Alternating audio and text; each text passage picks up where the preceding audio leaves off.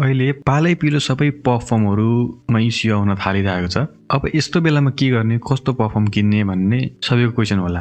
मेरो एडभाइस चाहिँ के हो भने फिलहाल अहिले यो फेब्रुअरी मन्थ सम्म कुनै पनि त्यसरी पर्फर्म किन्नतिर चाहिँ नहेर्नु हैन। अब नहेर्नु भन्नु हुँदैन, कतिजनाले यस्तो प्र्याक्टिस गरेर वर्षौं प्र्याक्टिस गरेर कोर्स किनेर मेन्टरशिप लिएर सिक्नु भएको हुन्छ। त्यही भएर तपाईहरुलाई फन्डेड किन्नुपर्ने हुन्छ। त्यहाँनेर अब अपर्च्युनिटीहरु मिस हुन सक्छ।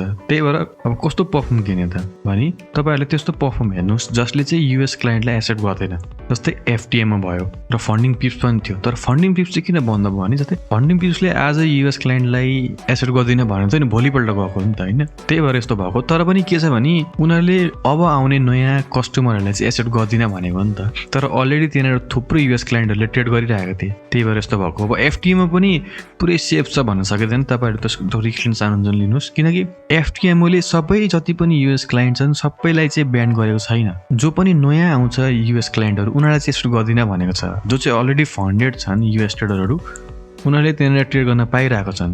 त्यसैले तपाईहरुले अब त्यो न्यूजको वेट गर्नु पर्यो। कुनै पर्फर्मले युएस को नयाँ क्लाइन्ट पनि एक्सेप्ट गर्दैन र जुन जति पनि युएस क्लाइन्टहरु त्यहाँनेर थिए उनीहरुलाई कम्पेन्सेसन दिएर उनीहरुलाई हटाइदिसक्यो। टोटल्ली युएस क्लाइन्ट नभएको पर्फर्म कुनै छ भने त्यस्तो तपाईले हेर्नुस्।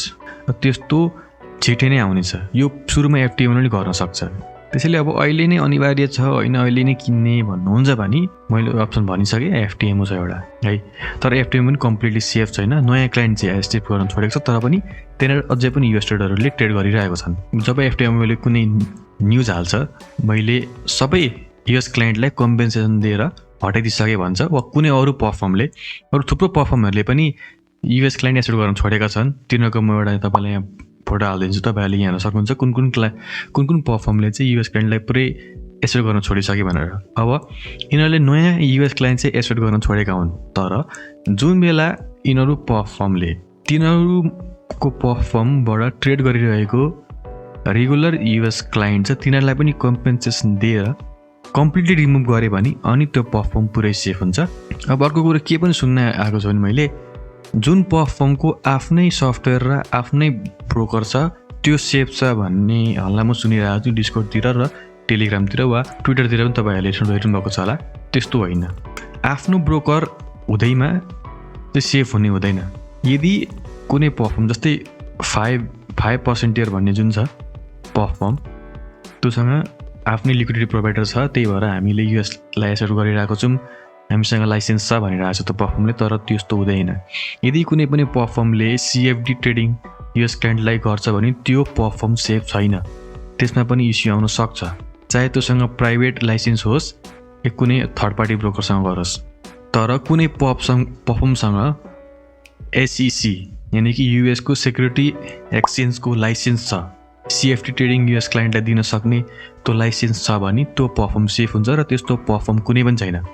आफै सोच्नुस् यस्तो रेगुलर ब्रोकरहरु थिङ मार्केट 8 क्याप यस्तो ब्रोकरहरुसँग त्यो लाइसेन्स छैन, एसईसी युएस को क्लाइन्टलाई सर्भिस दिन सक्दैनन् भने त्यो perform simulated trading real money पनि हैन, रियल मनी पनि ट्रेड गराउँदैनन्।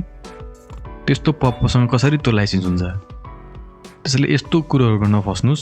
अहिले फिलहाल हेर्ने पनि कुनै पनि सेफ छैन। तर पनि ओभरअलमा हामीले सेफ देख्न सक्ने भनेको जसले चाहिँ युएस क्लाइन्ट एसेप्ट गर्दैन त्यो हो। तर नयाँ युएस क्लाइन्ट एसेप्ट गर्छ भन्दैमा त सेफ छैन। जबसम्म उनीहरुले आफ्नो प्लेटफर्ममा ट्रेड गरिरहेको सबै युएस क्लाइन्ट हटाउँदैन तबसम्म त्यो पुरै 100% सेफ हुँदैन। यदि त्यस्तो कुनै न्यूज आउँछ भने तपाईहरुले त्यो पर्फर्मसँग जाँदा हुन्छ जुन पर्फर्म चाहिँ युएस क्लाइन्ट फ्री भइसक्यो। यानी कि कुनै पनि युएस क्लाइन्टले त्यहाँ ट्रेड गर्दैनन् भन्ने जुन बेला न्यूज आउँछ त्यो जुन पर्फर्म हो त्यो पर्फर्म बेस्ट हो तपाईको लागि। अहिले फिलहालको लागि त्यो न्यूज नआउनेसम्म वेट गर्नुस्। बरु अलिअलि पैसा छ भने हैन, अब ट्रेडिङ गर्ने बानी परिरहेछ भने बरु पर्सनलमा हाल्नुस्, अलिअलि ट्रेडिङ गर्नुस्। किनकि बानी हटाउनु हुँदैन। र जुन बेला यो न्यूजहरु आइसक्छ राम्रो, मैले भने जुन न्यूज यस्तो न्यूज राम्रो न्यूज आयो भने त्यो पर्सनलबाट विथड्र गर्ने अनि त्यो पर्फर्म किन्ने यसो गर्न सक्नुहुन्छ। यो मेरो एडभाइस हो। र म कुनै फाइनान्शियल एडभाइजर हैन। मैले सिर्फ तपाईहरुलाई मैले के गर्छु मेरो प्लानिङ ओभरअलमा मैले के गर्छु, अब कुनै पर्फर्म किने भने म के गर्ने सोचमा छ, मेरो सोच तपाईहरुलाई मैले शेयर गरेको, म के गर्न सक्छु मैले त्यो त तपाईहरुलाई शेयर गरेको हो।